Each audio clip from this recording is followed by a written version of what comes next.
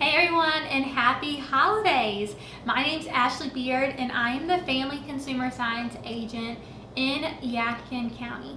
And today I'm going to be talking to you about the holidays and food safety when it comes to our baked goods. Because I'm sure with the holidays coming up, we might be baking a little bit more. At least I know I am. So there are two main concerns in baked goods. You might already guess one, which is eggs. I think we all grew up knowing don't eat raw eggs, but the other one is raw flour. I didn't know this one growing up, but raw flour is a raw product and it's not treated to destroy bacteria. And there have been outbreaks of salmonella and E. coli that have been linked to consuming raw flour. So the takeaway is to avoid recipes that call for flour, baking mixes, or pre-packaged doughs that are not fully cooked before eating. So there is an alternative, and you can purchase heated flour, or you can bake your flour on a single baking sheet at 350 degrees Fahrenheit for 5 minutes, and that'll take away that concern for that salmonella and E. coli with the flour. And so moving a little bit on, there are some key food safety factors to keep in mind when it comes to baking. So the first one you might know is keeping everything clean. So you want to start with clean hands, and you want to start with clean surface work area. And so when we are working with that raw flour and unbaked batters and doughs, we want to make sure that we're washing our hands constantly and in between tasks, so it prevents that cross-contamination. And we also want to clean our countertops and our utensils after we're done working with the batter and dough with warm water and soap. So moving forward, we have our cookies all baked, our baked goods all baked. Now we want to decorate. So if you're choosing to decorate, you want to use pasteurized egg whites for frostings and icing to decrease the risk of illness. And then while we're decorating, we want to make sure that we're washing our hands consistently, not touching our faces, not touching our hair. And we also want to try not to lick our fingers. I know it can be enticing to lick that icing, it looks so good, but we really do not want to, because our bacteria from our hands have been associated to outbreaks with baked goods. So after it's all baked, it's all decorated, now we need to worry about how we're going to store our baked goods. And so a lot of baked goods can actually be left at room temperature. These are breads, muffins, cookies, those types of baked goods. And you'll want to keep them covered to prevent contamination. You can store these baked goods in an airtight container. This will help with them not getting stale. And if you don't consume them within 1 to 2 days, then just wrap them tightly and store them in the refrigerator. Because these are different than the ones that we find at the store that have those preservatives that we can leave out and that they are shelf stable. So homemade ones are way different than the ones that we might find at the store. And so on the flip side of our breads, our cookies, our muffins, we find baked goods with creams. We have custards, cheese, meat or vegetable fillings, cream frostings, or egg-based baked goods. These need to be kept in the refrigerator due to its high moisture content. There's a lot more spoilage, a lot more concerns for those ones. So just keeping it in the refrigerator will prevent that. And you can also choose to freeze baked goods, but they will start to suffer from quality issues like change in taste and texture. So for breads, we don't want to keep them longer for 2 to 3 months in there, and then for cookies about 6 to 12 months.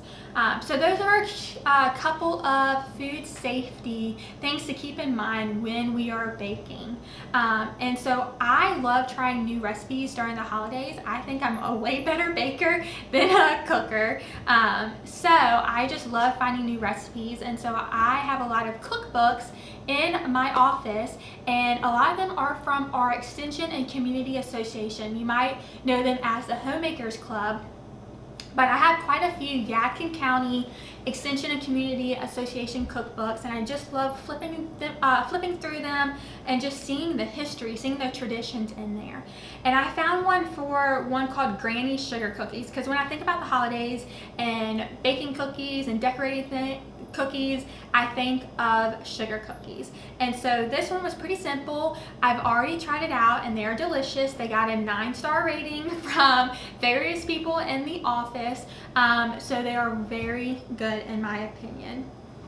So we're going to be making them right now, and I have quite a few things already measured out. So for the recipe, it calls for a 1/2 cup of butter. So I'm going to go ahead and put this into the blender, and I've already washed my hands.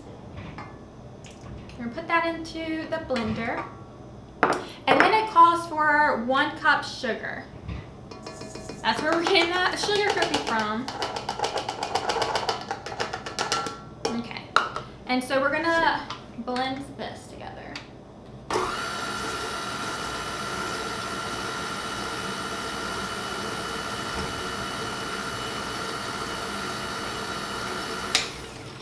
I've come to learn you don't really want to over mix it too much. So we just have that mixed together, and then we're going to take our vanilla, and it calls for 1/2 teaspoon of vanilla.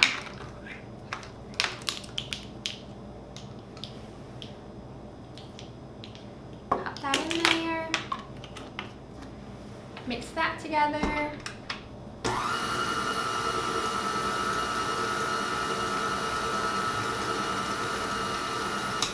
Okay, now we're also going to mix our 1 egg. So I already, cut this open, cracked it open. So if you are working with the egg, make sure you are washing your hands. So pop that in there. Okay. And so we're going to add in our 1/2 teaspoon of salt. And then add in our 2 teaspoons baking powder. Mix that together.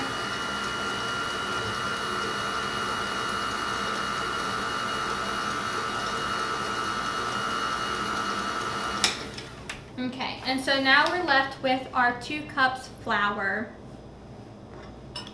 And so I am going to take my measuring cup, and I'm not going to stick my measuring cup in there, because when you go and take your measuring cup and into the flour bag or container, and you pour or you get a cup, you're actually might be getting a lot more than what you actually need. So what I like to do is just take a spoon, and over a different bowl, I just like to add it. And I'm not going to pack it down.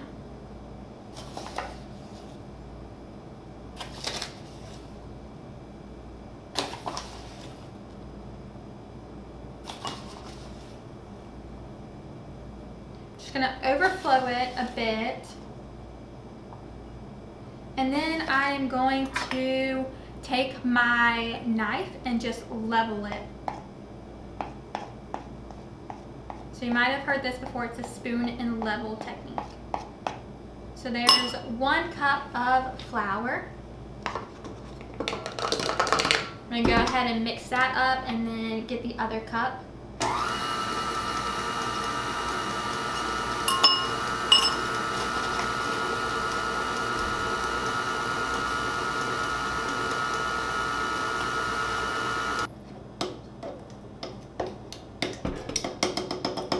So we have our dough ready. So it's a bit thicker dough right here. And so while the oven is preheating, I'm going to let the dough chill in the refrigerator until it's completely chilled. And this makes a world of difference in my opinion when you let the dough chill. So I'm going to let it chill. I'm going to clean up my surface area and everything that I use and let the oven preheat. It calls for 400 degrees preheated oven. I like to do it around 375, so whichever you prefer. So our oven is preheated and our dough is chilled. So I am going to start rolling them into some balls. And this is how much I about do it. And then also you can use sprinkles I have some crushed peppermint right here as well, peppermint candy canes. And then you could also do your holiday cookie cutters, make them fun. So I'm just gonna stick it into the peppermint flakes. That's the easiest way to do it instead of trying to sprinkle it on. And keep doing this. Just dip it in. Okay, the cookies are out of the oven finally, and they smell amazing. I can't wait to try one out. So this recipe that I used also called for a glaze that you can make on top, and I can include that as well if you wanted to do that. Just with some confectionery sugar, water, and just glaze that on top. But you can do whatever you want to these cookies, and trust me, they are delicious. So hopefully you learned some food safety tips, some facts, with your baked goods for this holiday season. And I hope everyone has a safe and healthy holiday. Bye guys.